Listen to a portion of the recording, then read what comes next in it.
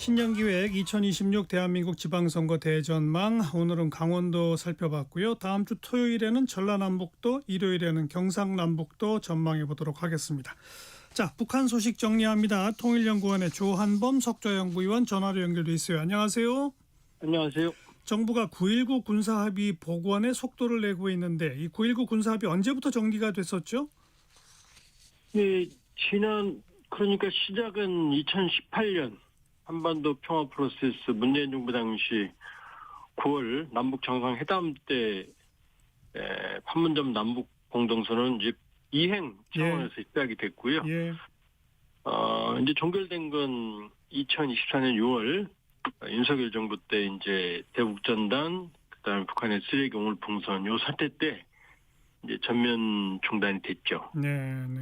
그 군사합의의 주된 내용은 군사분계선 일대에서 훈련을 하지 않는다, 뭐 대북 방송 서로 중단한다, 이런 내용이 핵심이었죠. 그렇죠. 그게 이제 사실상 한국 전쟁 이후 남북 간의 실질적인 첫 번째 실효적인 군사적 신뢰 구축 조치였다 이렇게 볼 수가 있고요. 예. 그러니까 이제 첫 번째는 MDL 군사분계선 인근에서의 적대행위 중단, 이게 첫 번째고요. 그렇죠. 두 번째는 JSA 공동경비 군사구역의 비무장화. 그다음에 이제 화살머리고지 이런 데서의 공동 유해 발굴. 그리고 이제 결정적인 게 이제 서해. 거기가 이제 NLL이기 때문에 여러 가지 충돌 소지가 있으니까. 네. 그 충돌 방지, 그 다음에 이제 공중에서의 완충구역, 그러니까 정찰 비행이나 그 다음에 군사 훈련이나 이런 걸 이제 일정한 경계 범위 밖에서만 한다. 예. 그래서 이제 우발적인 충돌을 막기 위한 그런 조치들이 주된 내용이었죠. 네. 그리고 지금 현재 우리 정부는 복원을 위해서 어떤 노력을 하고 있는 거예요? 일단은 이제 남북 9.19 군사합의 첫 번째 이 정부의 이제 명시적 의사표현은 지난해 8.15 경축사에서 이 대통령이 이제 그 복원에 대해서 의사를 표명을 했고, 예. 그러나 이게 이제 우리가 일방적으로 중단했고 그 이후에 북한도 완전 폐기를 선언을 했거든요. 그러니까 시차는 있습니다만 우리 같은 경우는 지금 복원을 한다고 하더라도 뭘 만나야 될 거 아니겠습니까? 글쎄 말이에요. 그러니까 전혀 뭐 모든 게 중단돼 있으니까. 다만 이제 그 고육책이 이 대통령 언급 페이스메이커. 예. 지금 북한이 우리를 완전히 투명인간 취급을 하니 어쩔 수 없이 우리는 여건 조성을 하겠다. 네. 돌파구는 트럼프 대통령 당신을 만나고 싶어 하는 것 같으니 일단 뭐 이게 뭐 최선은 아닙니다.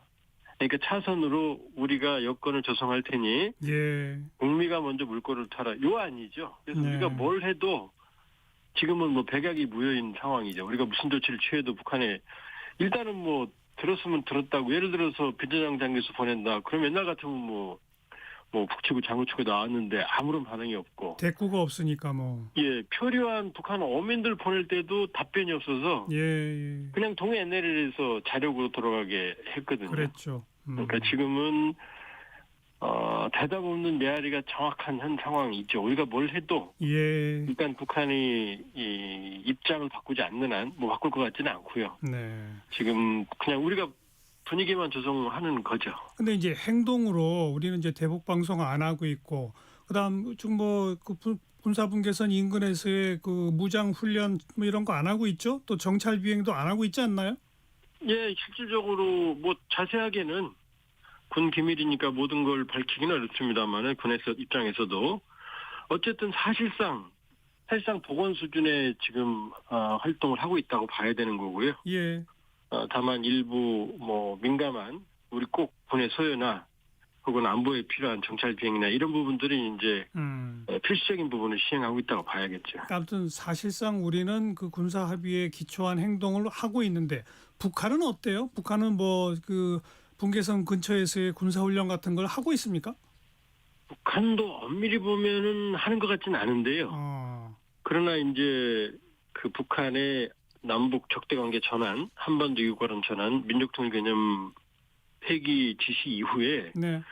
MDL 군사분계선 인근에서 북한군 활동이 크게 증가했거든요. 공사를 많이 하죠. 그 방벽도 세우고. 그게 뭐 엄밀히 보면 정전협정이나 9.19 군사합의 위반에 해당이 되는데, 근데 중요한 건 자세히 동향을 살펴보면 공격적인 게 목표가 아니고 방어적인 거죠. 예, 방어적인 거고 이제 MDL 월경 같은 경우도 우발적인. 왜냐면 거기는 사실 들어가면 어디가 어딘지 몰라요. 예. 그러니까 아마 우발적인 상황이었던 것 같고, 그러니까 엄밀히 보면 북한이 분주한 것 같지만 도발 의사는 크게 없어 보이고요. 네.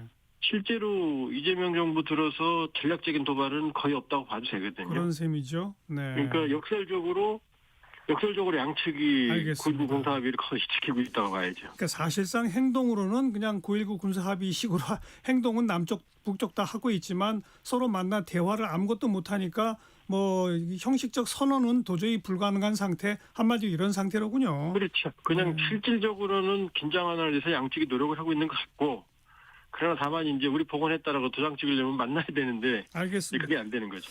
자, 최근에 김정은 위원장이 청년 10만 명을 집결시키는 대규모 청년 행사를 열어서 직접 연설을 하면서 자본주의 국가를 겨냥한 비판적 발언을 하고 청년들의 사상 무장을 강조했는데, 이게 혹시 그 최근 이란 시위 이런 걸 의식한 행동으로 봐도 됩니까? 조금 꽤 됐죠. 왜냐하면 이제 반동 사상 문화 배격법, 이거는 한류만 봐도 5년 10년 반려형, 대량을 유포하면 처형까지 하는 극악무도한 법이고요. 사실 실제 그 사례도 보고가 되고 있습니다. 그렇죠. 그다음에 청년교양부장법, 뭐 군중신고법. 그러니까 김 위원장 체제 들어서서 경제적으로는 좀 풀어주는 흐름이 있었지만 사상 통제는 더 강화하는. 그러니까 탈북민은 거의 지금 압록강 두만강 넘어온 탈북민은 거의 제로라고 보시면 되거든요. 큰 흐름에서 통제 강화는 있어 왔고, 그러나 최근 이미 좀 됐죠. 지난해부터 네팔 젠지 세대부터 인도네시아, 뭐 동티모르, 이란, 그 다음에 이제 꼭 영향이 직접적이는 않습니다만 이제 베네수엘라 마두로 대통령 체포, 이런 것들이 북한에게 상당한 긴장감을 좀 주는 상황인 것 같고, 그러니까 올해 김 위원장이 참석도 했지만 저렇게 연설 전문을 만들어서 이렇게 공개하는 적이 별로 없는데, 중요한 행사 아니고는 이번에는 뭐 한 40여 분가량 프로그램을 만들어서 연설 전문을 다 공개를 했거든요. 이렇게 보면 내부 이제 올해 또 본인이 첫 중요 행사를 사회제육청년동맹 이거다라고 말하면서 그렇게 보면 올해도 아마 좀 더 통제를 강화할 것 같은 느낌은 드네요. 내부 사상 통제, 내부 결속 강화, 이런 행동은 앞으로도 더욱 지속될 것이다. 왜냐하면 올해 구차당제가 있기 때문에요. 알겠습니다. 통일연구원의 조한범 석좌연구위원이었어요. 고맙습니다. 예, 고맙습니다. 1부 마치겠습니다. 하춘화의 강원도 아리랑 들으시고요. 1시에 다시 옵니다.